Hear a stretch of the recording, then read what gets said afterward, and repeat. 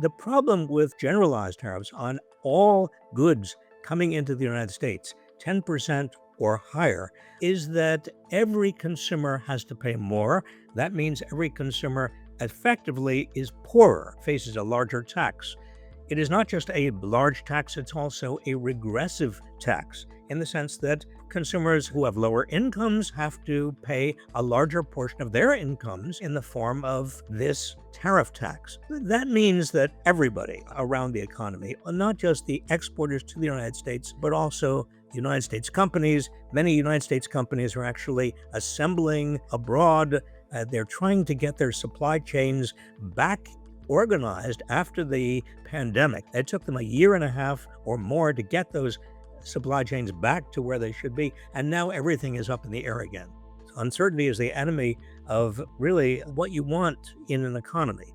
If the tariffs actually go into effect as high as some people think that they might, and as high as the president has mentioned they will. Now, if they do go into effect, nobody wins. I mean, we're back to Smoot-Hawley 1930 tariffs. So everyone loses. Nobody wins from a trade war. Let's be very, very clear about that. Let's take one of the largest employers on planet Earth, Walmart, as one example.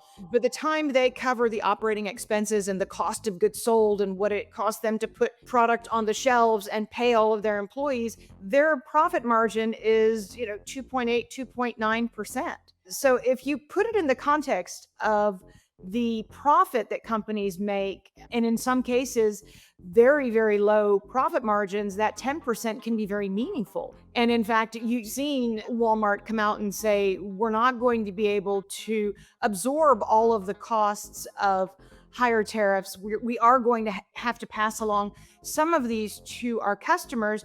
But at the same time, we're in a period of very high bankruptcy filings. We've seen layoffs persist as companies cut costs. And indeed, Walmart, when faced recently with this weight of tariffs, decided to make a major layoff, 1,500 people in their corporate headquarters that they announced that they were going to be laying off. And I think what people have to appreciate and understand is that there is no such thing as one way. And if there's push, there's going to be pull. And companies are going to have to find a way to operate because, especially in the publicly traded realm, you are operating at the behest and on behalf of your shareholders. In the same sense that companies have to deal with their own internal tensions, from the perspective of buyers and sellers, a lot of times we run into what we call the substitution effect. Companies will end up looking for other suppliers in order to stay in business is the bottom line. If you're going to try and incentivize American companies to buy from American producers, then you have to understand that we need certainty in order for companies to plan producing in the United States. And you've got to give them a few years to put that plant and equipment in place. And hopefully there are American workers who want to produce what we've been buying from cheaper producing countries at the same wage level. So it's a very tricky proposition, and it takes a lot of time.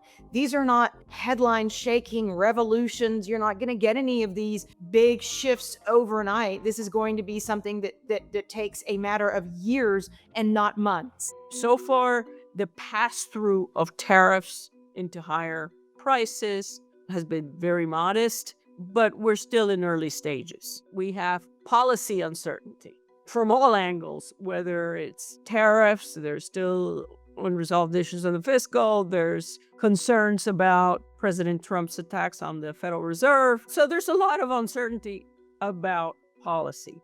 Then there's a lot of geopolitical uncertainty as well.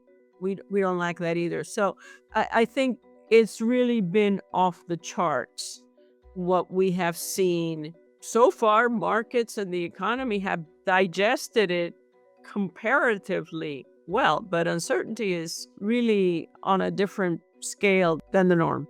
If you look at the customs revenue for the U.S. government, the U.S. has been collecting tariff revenue. That means that someone has been paying that tariff, whether it's been the importers on record or the consumers or the exporters. We think this will likely get down to consumer prices, maybe not fully, but we do think that consumers will ultimately pay at least some of this tariff, and that will slow consumption. And of course, in a 70% consumer-based economy, that will likely weigh on growth. Tariffs are leading to higher inflation. Prices are rising. It's been slow coming for lots of different reasons. The front loading of imports, the fact that the tariffs are up and down all around, and business people just don't know where they're going to land and are nervous about raising prices, losing market share before they have a sense of where the tariffs are going to land. Some big companies are probably pretty nervous about the political environment and raising prices in that kind of environment. So we know American companies and consumers are paying the bill because you can see it in the tariff revenue. It's quite substantive. So we're paying for it. So far, most of it's been by businesses in lower profit margins, but I don't think that's going to continue for very long. And we're going to see more of a translation through to prices that we pay as consumers. All these countries, as well as many American businesses, are really living, it seems, permanently in uncertainty city. Is the president, who has sort of go-it-alone attitude, is he prepared to bring in allies for sanctions, allies who's also engaged in a trade war? So that sort of undercuts, I think, this sort of traditional tool of American foreign policy in exchange for this sort of broad-based one, which, by the way, also hurts Americans. I mean, tariffs are self-harm. Sanctions are different. Sanctions aren't like an exercise in self-harm where American consumers and producers who use foreign products in their own production processes get hurt. It's a very strange, and I think, exercise in self-harm.